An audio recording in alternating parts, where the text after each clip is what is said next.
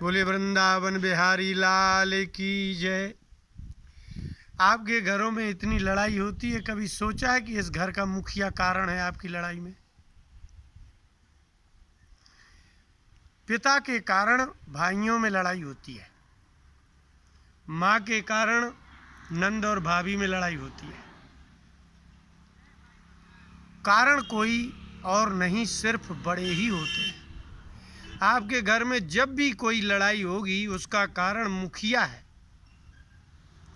भागवत के तृतीय स्कंद के प्रथम अध्याय में 7वें श्लोक में सुखदेव जी ने परीक्षित से कहा, परीक्षित तुम जिस वंश के हो, कौरवों और पांडवों के तुम वंशधर हो, लेकिन तुम्हारे घर में युद्ध हुआ, इसका तुम्हें गौरव है क्या? तुम्हारे घर में इतनी विधवाएं हो गई, तुम कहते हो मैं कौरव वंश का, मैं पांडु वंश का, तुम्हें अपने वंश का बड़ा गौरव दिख रहा है। वास्तव में ये गौरव का विषय नहीं है। अपने कुल पर अहंकार करने वाले व्यक्तियों को विचार करना होगा, हमारे वंश का परस्पर नाश क्यों हुआ, हमारे वंश में विघटन क्यों हुआ। आप पुरुष हैं, आप पिता हैं, आप पति हैं, आपने ही संतान उत्पन्न की और आपके ही पुत्रों को आपने लड़ा दिया, क्यों? उसका कारण एक ही है। सुखदेव जी ने कहा कि हे परीक्षित, यदा सभायाम, भागवत के तृतीय स्कंद के पहले अध्याय का 7वां श्लोक, यदा सभायाम कुरुदेव्य देव्याः केशाभिमर्शम सुतकर्म गर्ह्यम नवारयामास नृपः स्नुषायाः स्वाश्रैर्हरन्त्याः कुच कुंकुमानी। हे परीक्षित, एक ऐसा समय आया तुम्हारे परिवार में, यदा सभायाम, सभा लगी हुई थी, महाराज धृतराष्ट्र का जो साला था शकुनी, वह वहीं था। एक तो पहला कारण ये तुम्हारे पारिवारिक विनाश का। दूसरा कारण, उस शकुनी की दुर्नीति के कारण दुर्विनीत दुशासन और दुर्योधन उनकी बातों में आए और वो पांडवों के साथ गलत कर रहे हैं, इस बात को कभी नहीं रोका धृतराष्ट्र ने। ये पहला कारण। माने साला आपके घर में आकर के विघटन कर रहा है परिवार में, आप नहीं रोक रहे, इसका क्या कारण है? और फिर आपके पुत्रों को बिगाड़ रहा है, इसके बाद भी आपने साले को नहीं रोका। लेकिन एक दिन सुखदेव जी ने कहा, विनाश का ऐसा बीज बोया कि सभायाम भीष्म पितामह, गुरु द्रोणाचार्य इत्यादि सभा भरी हुई थी, सब लोग बैठे थे। लेकिन यदा, जब सभा में कुरुदेव्य देव्याः, कुरुवंश में जितनी देवियां थीं, कुरुदेवियों की देवी द्रौपदी थी। ऐसा क्यों कहा? पुत्र बधू है ना, वो वंशधर है। आपके पुत्र पैदा होगा, लेकिन पुत्र का पुत्र पैदा करने के लिए वंशधार का जो पुत्र बधू है वो ही, और कुंती और गांधारी जैसी पतिव्रताएं जो थीं, वो तो माता पिता से पैदा हुई थीं, इसलिए कुरुदेवी थी, कुरुवंश की देवी।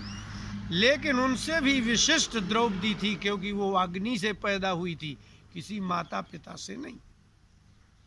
इसलिए उसको कहा कुरुदेवी देवी। कुरुदेवियों की देवी को जब सभायाम केशाभिमर्शम, दुशासन के द्वारा केशों को पकड़ करके लाया गया, लेकिन सुतकर्म गर्ह्यम, ये अपने पुत्र के निंदित कर्म को नवारयामास, धृतराष्ट्र ने नहीं रोका। आपके घर का, आपके घर में जो भी गलत हो रहा है, अगर बड़ा बोला नहीं तो विघटन का बीज बो गया। नवारयामास, रोका ही नहीं। और नृपः स्नुषायाः नृपः न वारयामास। धृतराष्ट्र राजा था, रोक सकता था, भीष्म पितामह का अधिकार नहीं था रोकने का, द्रोणाचार्य का रोकने का अधिकार था ही नहीं। लोग कहते हैं कि भाई भीष्म पितामह बीच में क्यों नहीं बोले, द्रोणाचार्य क्यों नहीं बोले। सुखदेव जी ने उत्तर दिया, उनका अधिकार ही नहीं था बोलने का। राजा की आज्ञा से मंत्री बोलते हैं, मंत्री बिना राजा की आज्ञा से बोलने पर वो अनीति है। तो वो राजा धृतराष्ट्र ने नहीं रोका, तो नृपः स्नुषायाः, उस स्नुषाया द्रौपदी को स्वाश्रयी, अपने आंसुओं से उसका वक्षस्थल गीला हो गया, भर गया, लेकिन इसके बाद भी नहीं रोका। आपके घर में आपकी पुत्र वधू के साथ में आपका पुत्र अत्याचार करता है, आप नहीं बोलते। आपकी पत्नी अर्थात सास अत्याचार करती है, आप नहीं बोलते। आपकी पुत्री अर्थात नंद अत्याचार करती है, आप नहीं बोलते। आपका बड़ा पुत्र जेठ अत्याचार करता है, आप नहीं बोलते। आपका स्वयं भाई अर्थात चाचा, चचिया, ससुर अत्याचार कर रहा है, आप नहीं बोलते। वह अकेली एक पुत्र वधू वो आपके विनाश का कारण बनेगी। आप स्त्रियों का आदर किस आधार पर करना चाहते हैं? क्या पत्नी के रोज पैर छूना चाहिए? क्या पुत्र वधू के रोज पैर छूना चाहिए? नहीं। लेकिन तमोगुणी और रजोगुणी आपका पुत्र यदि पुत्र वधू के साथ गलत कर रहा है, मारपीट कर रहा है, गलत बोल रहा है, अपमानित कर रहा है, बीच समाज में कर रहा है, पिता सुन रहा है और पुत्र को नहीं बोलता। पिता राजा है उस घर का, मुखिया मुख सो चाहिए कहा जाता है ना। पिता ने बोला नहीं, माँ ने बोला नहीं। यदि पुत्री ने, नंद ने अपनी भाभी का आरोप लगा करके गलत भाई से कह दिया या माँ से कह दिया, तो सास और पति दोनों इस बात को मान गए कि वो गलत है। लेकिन आपको मालूम है कि आपके पुत्र को आपने पाला है, आपने पोसा है, उसमें कितने दुर्गुण हैं ये आपको पता है, आपने उसको नहीं कहा। इसलिए सुखदेव जी ने कहा, परीक्षित, अपने वंश पर बहुत गौरव करने की आवश्यकता नहीं है कि मैं बड़े कौरव और पांडु नंदन हूँ, वंशोधर हूँ। नहीं, तुम्हारे वंश में वो हुआ है जो उनके 100 पुत्रों के विनाश का कारण है, और वो कारण धृतराष्ट्र है, भीष्म पितामह नहीं, द्रोणाचार्य नहीं, कर्ण नहीं, गांधार नरेश का पुत्र शकुनी, ये कारण नहीं है।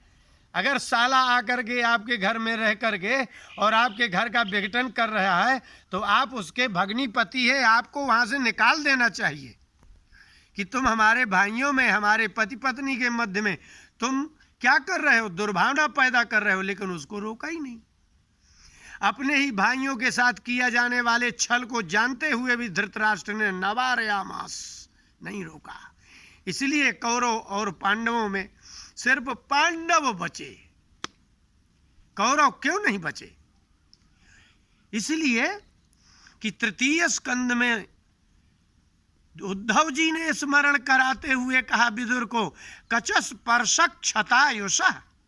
जिस दिन दुशासन ने द्रौपदी के कच केशों को पकड़ के सभा में लाया था, उसी दिन से कौरवों की आयु क्षीण हो गई थी। क्षतायुषः, उनकी आयु ही क्षीण हो गई।